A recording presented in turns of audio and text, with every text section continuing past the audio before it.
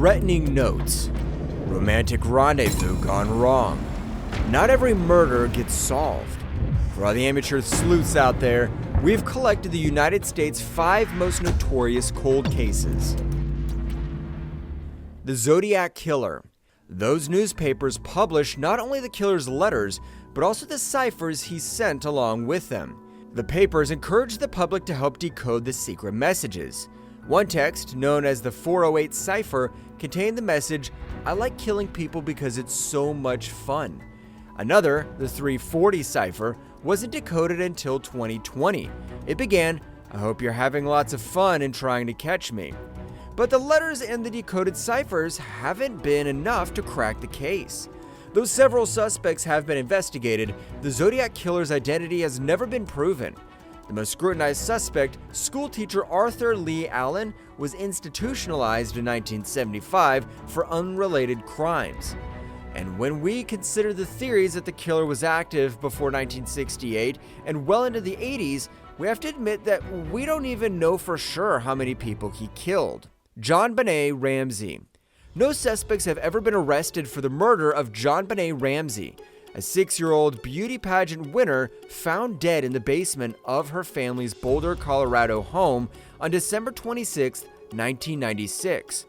Early that morning, JonBenet's mother, Patsy, had called 911 and stated that her daughter was missing and that a ransom note found in the house demanded $118,000 for her return. A few hours later, though, the family and the police discovered that JonBenet had never actually left the house. When prompted to conduct a second search of the house, her father, John, found her body in the basement. She had been bound and gagged and killed with a blow to the head and a garrote fashioned from one of Patsy's paintbrushes and a length of cord. Investigators later revealed that JonBenet had also been sexually assaulted. Suspects soon emerged, including a random intruder, a family friend who had dressed as Santa Claus for the Ramseys' Christmas parties, JonBenet's parents, and her 9-year-old brother Burke. One reason the case remains in the public imagination is that much of the investigation was bungled. Soon after the police first arrived at the Ramseys' home, before it could be thoroughly combed for physical evidence, friends of the Ramseys arrived to show support for the family, and the police allowed them to traverse the house freely. Some of the friends even helped Patsy clean the kitchen.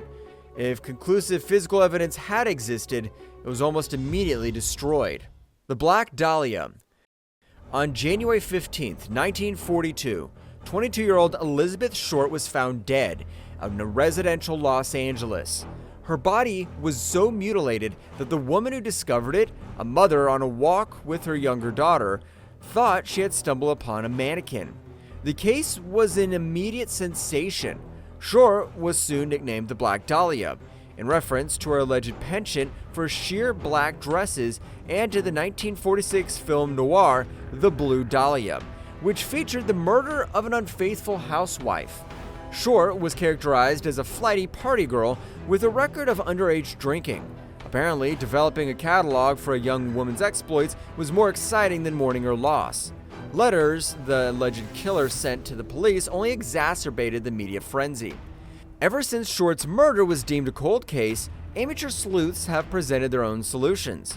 One former police detective publicly accused his late father of the murder, inspiring the TV miniseries I Am the Night. A British researcher suggested that California police had conspired with the killer. But because most of the physical evidence in the case had been lost to time and police mishandling, and because most of the key players are now deceased, no theory is likely to ever be proved beyond a reasonable doubt. The Hall Mills Murders. The murders of a pastor and a choir singer on a makeshift lover's lane shocked a small town and brought forth rampant accusations, inconsistent witness testimony, and more than one false confession. The year was 1922, and New Brunswick, New Jersey minister Edward Wheeler Hall was having an extramarital affair with a member of his congregation. He also married Eleanor Mills. On September 14th, the two left their respective family homes to meet each other. When Hall didn't return home that night, his wife Frances and one of his brothers-in-law began a search. But neither Hall nor Mills was found until 2 days later, when another couple walking Lover's Lane found their bodies under a crabapple tree. Hall had been shot once through the head, and Mills' body had been brutalized. She had been shot in the face 3 times, and her throat had been slashed so deeply that she had nearly been decapitated.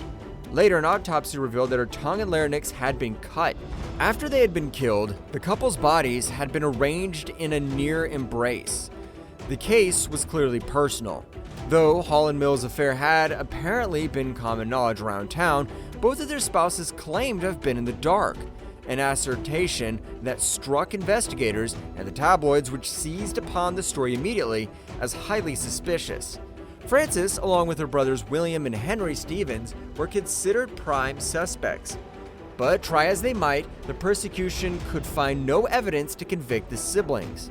Witness statements kept changing, likely influenced by the press coverage, and attention seekers kept confessing to the murders, and physical evidence was destroyed when sightseers trampled the crime scene looking for souvenirs. As a result, Edward and Eleanor's murders were never solved. Lizzie Borden. Lizzie Borden took an axe and gave her mother 40 whacks, and when she saw what she had done, she gave her father 41. The famous rhyme makes it seem as if there had never been any doubt as whether Lizzie Borden killed her father and stepmother on August 4th, 1892. Officially, though, the identity of the murderer remains a mystery. Lizzie and a maid, Bridget Sullivan, were alone in the Borden house with Mr. and Mrs. Borden when Lizzie, according to her testimony, discovered her father dead. He had been repeatedly struck in the head with a blunt instrument. Upstairs, she found the body of her stepmother. Initially, the evidence against Lizzie looked damning.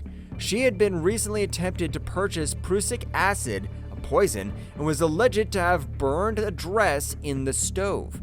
What's more, Sullivan, her suspected accomplice, was seen on the evening of August 4th carrying a parcel out of the house. But at Lizzie's trial in 1893, the court demanded that all the evidence was merely circumstantial. Lizzie was convicted, and no other suspects were ever arrested.